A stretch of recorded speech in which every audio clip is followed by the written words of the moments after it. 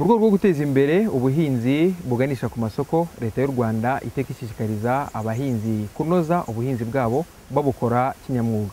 Ni muri uru rwego muri ikiganiro cya Minisiteri y'Ubuhinzi n'Ubworozi twasuye sosiyete FEM Africa Limited ikora ibijyanye n'ubutubuzi bw'insina kugira ngo zizatange umusaruro ushimishije. Ikaze mu kiganiro cyacu muri kumwe nanjye Eric Shaba.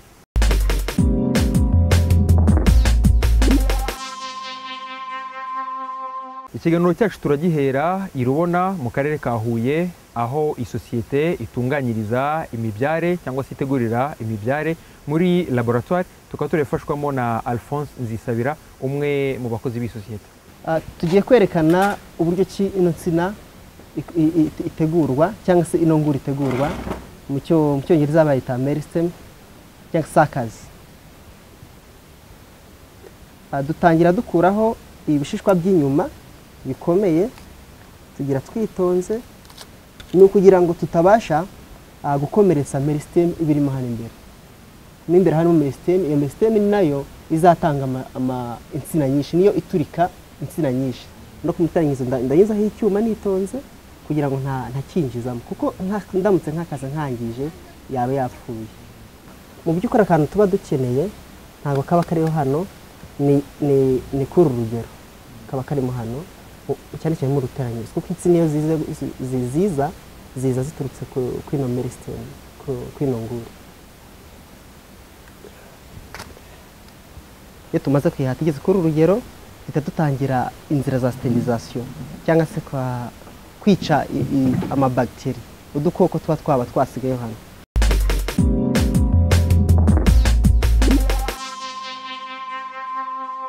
Ya nsina nk'uko twabivugaga, twamaze kuyihata. Tumaze kuyihata dutangiye sterilization procedures cyangwa se kuyisteriliza. Duhita tuyizana kuri tap water cyangwa se amazi asanzwe muri robine, ikamaraho igihe kingana n'isaha yose ikiri kuri ano mazi ya robine. Ikiva kuri ariya mazi asanzwe muri robine, twahise igera aha ngaha muri transfer room. Iki cyuma bacyita laminar flow, niho dukorera kugira ngo twirinde movement cyangwa se urujya n'uruza rw'amabagiteri ashobora kwangiriza ibintu. Iriya nguri rero niyo tugiye gushyiramo ascorbic acid cyangwa se ni vitamine. Ashyizemo ascorbic acid, arajunguje. Iyi ascorbic acid akamaro kayo ituma ariya phenolic compounds cyangwa amakakama ataza, kuko ariya makakama atuma yafata ku nguri mu gihe tushyize muri miriye, nutrients ntizizabasha kuba absorb cyangwa se ya myunyungugu insina izakira ntiyakire neza, kuko ya makakama yabashije kujya ku nguri. So ascorbic acid dufasha kugira ngo amakakama aveho. Akimara gukuramo ascorbic acid, imaramo amasekonda 50, arunyuguza yifashishije sterilized water cyangwa se amazi ari sterile, twasterilisha, twizeye ko ari clean, nta mabagiteri afite cyangwa se nta mwanda afite. Arunyuguje bwa mbere, arongera arunyuguje bwa kabiri. Akimara kunyuguza bwa kabiri akoresheje ari amazi ari sterile, tugiye kujya kuri stage ya gatatu ahita dusteriliza dukoresheje jik desinfectant yitwa jik, kugira ngo twirinde tumenye ko iyi nguri yacu bagiteri yaba yasigayeho, ibyo ari byose jike iza kuyikuraho. Ashyizemo jike. Iyi jike imara inguri yacu imara muri jike iminota 30. Dukomeje ya nsina yacu yari iri muri jik, ni ukuvuga ngo tugiye gutangira noneho kuyikata. Ya nsina yacu turayifata cyangwa se ya nguri,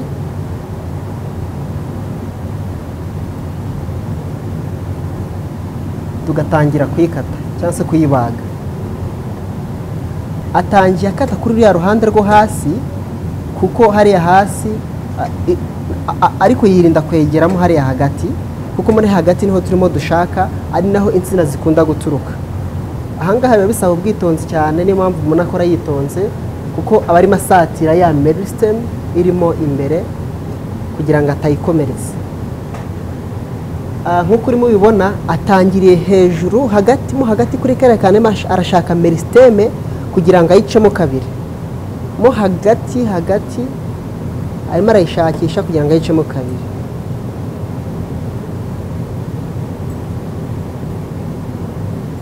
Agiye kuyikatamo ibipande bibiri ariko acunga ahantu merisiteme iri kugira ngo ayicemo kabiri. Akuyemo ibice bibiri, nimba witegereza neza urabona ko buri kantu kose buri akamerisiteme akagabanyijemo kabiri, ni kariya k'imbere kajya gusa umweru ukuntu yagabanyijemo kabiri. Nanone arayicunga ngiriya, agiye kongera nanone ayigabanyemo kabiri, hariya yashyizeho merisiteme iri, ayi nayo ayiciyemo kabiri, marayicamo kabiri, ayiciyemo kabiri. Nanone kariya nako agiye gucungana naho merisiteme, akamerisiteme gasigaye nako agiye kugacamo kabiri.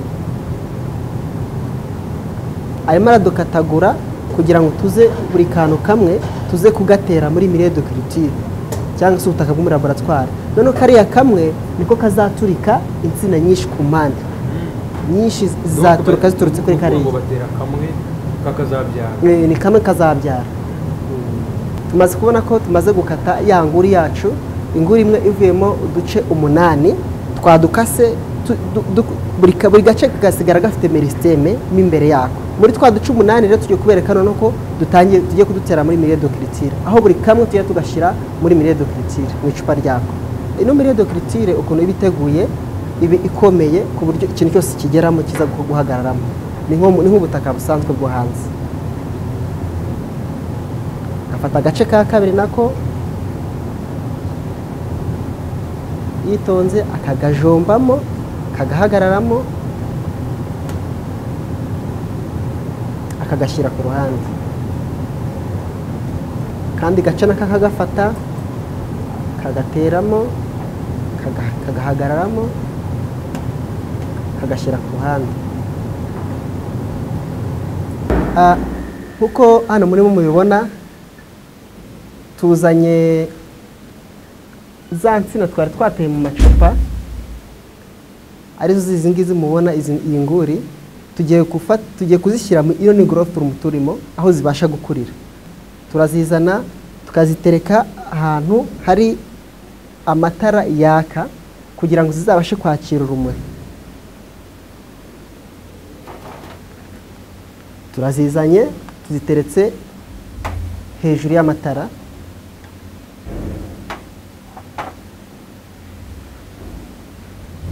nkuko twari dufite inguri yacu twateyemo hano winomiriye itangira ifata ama nutrients cyangwa se ibitunga. Nyuma y'igihe kingana n'ukwezi kumwe itangira gusa n'icyatsi kibisi, ibigongoro bitangiye kurekurana kugira ngo insina zibona zishibukira, niko navuga. Iyo imaze kugera kuri ino stage twongera tukayisubiza muri transfer room tukayikataguramo uduce, twa duce mbese tuyitubura. Iyo tumaze kuyitubura ihita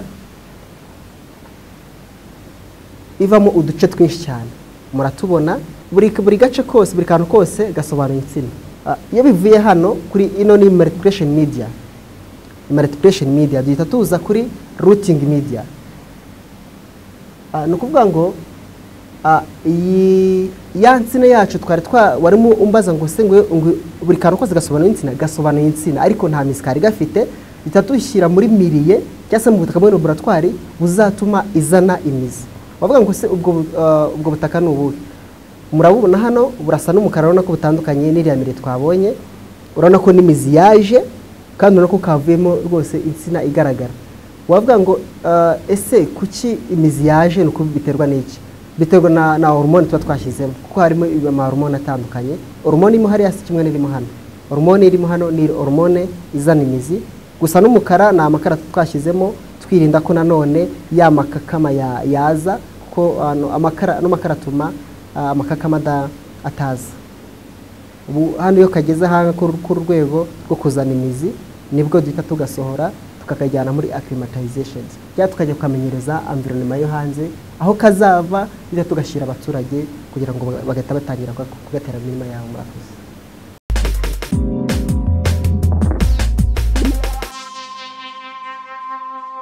Imibyare ivuye muri laboratoire y'Urubona itaherekezwa i Rwamagana aho ijya kumenyererezwa ikirere ndetse n'ubutaka izahingwaho.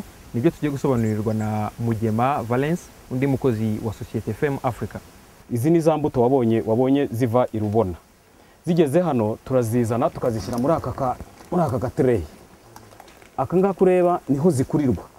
Zirakura zikazamuka, ziba ziri ahangaha zigomba kuhamara iminsi 12. Ahangaha zikuzwa n'urubobi, kuko aka kazu turimo ntago kageramo umuyaga, ntikageramo ubukonje, gahora gashyushye kandi gashyushywa n'izuba. Niyo mpamvu ubona gasakajwe n'ishashi. Iyo rero ubushyuhe bwabaye bwinshi, dushyiraho akandi kantu kameze nk'akayungiriza inyuma kakagabanya uburemere bw'ubushyuhe bw'izuba. Hanyuma ahangaha iri ni itaka, ariko itaka tuba twatetse ku buryo nta burwayi na bukeya buba burimo, dukurikiranye ubuziranenge bw'igihingwa cyacu. Hanyuma ahangaha ntizihatinda rero kuko zihamara iminsi 12 kugira ngo zimenyere ubushyuhe n'ubukonje. Iyo zivuye muri propagator, muri kakazu twahoze tubereka, ziza ahangaha kubera ko ziba zitari zamenyera oxygene nyinshi, ziba ahangaha zitegereje imvura. Ariko dushyiraho iyi myenda igabanya uburemere bw'imvura ibiri kugira ngo imvura itamanuka hasi kazica, kuko murabona ziba zikiri ntoya. Noneho zigakomeza ziza hirya ahangaha. Iyo zimaze kwigira hirya, urabona uko zigenda zikurikirana hano ntabwo zingana. Urabona ziza hano. Zigeza aha rero. Zigeza ahangaha icyo dukora tuzishyira ahangaha kugira ngo noneho zimenyere imvura, nubwo abatari nyinshi kubera no mwenda uhari, ariko zimenyereye imvura.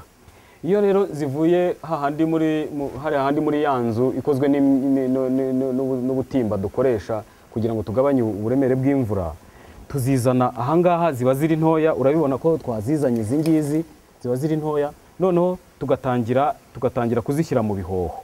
Hanyuma ahangaha iki gihoho kiba gifite santimetero 10 kuri 15. Hanyuma tugashyiramo rero urugemwe rwacu, kuko tuba twizeye neza ko ubutaka twashyize ahangaha bustererije, nta burwayi burimo. Hanyuma tugashyiramo urugemwe rwacu twizeye neza ko rwakozwe muri laboratoire, nta burwayi bufite. Hanyuma tukagenda mushyira muri greenhouse, aho tuzishyira ku murongo zitegereje kuhakurira no gutegereza abaza kuzitwara ngo bajye kuzishyira mu murima.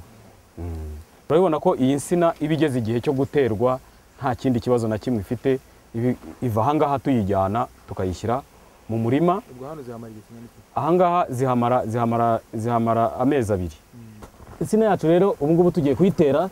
Uyu mwobo uba ukwiye kugira santimetero 60 kuri 60.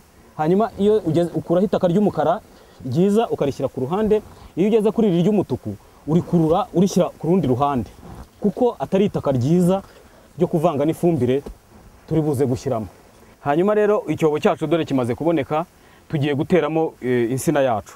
Dufata rya taka ry'umukara ryiza twashyize ku ruhande twakuyeho hejuru, tukarishyiramo ifumbire. Ifumbire iboze neza. Hanyuma twarangiza tukavanga neza rya taka na ya fumbire, ku buryo ubona ko itaka n'ifumbire byivangavanze. Wamara kubivanga neza ugafata ya nsina, ugafata ya nsina ugaca cya gihoho. Urabona ko insina yacu haba mu gihe cy'izuba haba mu gihe cy'imvura nta kibazo igira, kuko yo ntitegereza kuzana imizi. Urabibona kubera hahandi hose igenda inyura tuba tugira ngo izane imizi. Iyi mizi iza ikiri muri laboratoire, iza hano igifite iyi mizi yayo, yaramaze kugeza imizi yayo. Niyo mpamvu tubwira abantu tuti igihe icyo ari cyo cyose ushobora guhinga iyi nsina, kuko ntipfa, kuko yamaze kuzana imizi. Hanyuma ukayishyira ku ruhande, ugafata rya taka ukarisubizamo. Urishyiramo ryose kugira ngo hataza gusigara icyena mbega ikinogo. Ugafata ya nsina yawe rero, urabibona ko nta tandukanyirizo na kwa kundi batera urugemwe rundi. Noneho impamvu ubona hasa nkaho ari akagunguzi ni ukugira ngo imvura ishobora kugwa. Imvura iguye ntidushaka ko ubu butaka burigita, ni burigita hazareka amazi. Tumaze kubigenza gutya rero, dushaka utwatsi tugasasa ku mpande kugira ngo imvura nigwa nibura ibi byatsi bijye bigumisha ubukonje hasi n'izuba ryo gukubitaho kugira ngo ubutaka bwume. Nyuma yo kuyitera aha igeze mu butaka imvura igwa, urebye nta kindi gikurikiraho uretse ibisanzwe byo kombera insina, kureba mbega uko insina imeze, kuyisura, kuyikorera neza.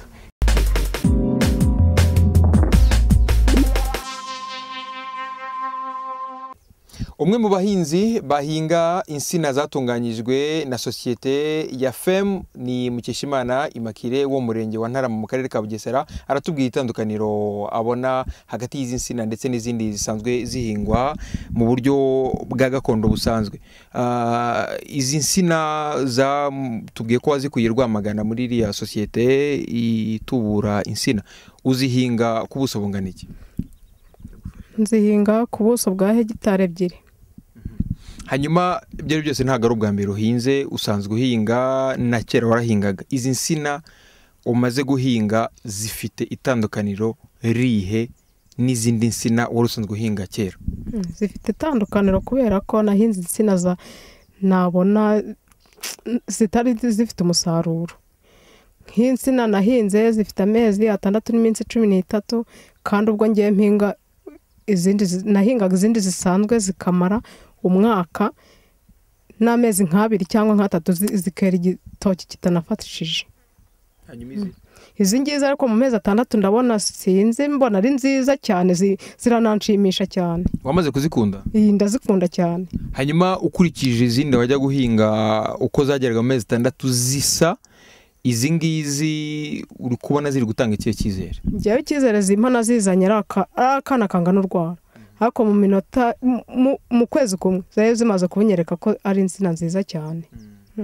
Mwabyumvise rero, kugira ngo umuhinzi abashe guhinga ahingira amasoko bisaba kuva mu buryo bwa gakondo umuntu agahinga kinyamwuga. Mwakoze kubana natwe muri ikiganiro, mwari kumwe nanjye Eric Shaba, naho ubutaha nk'iki.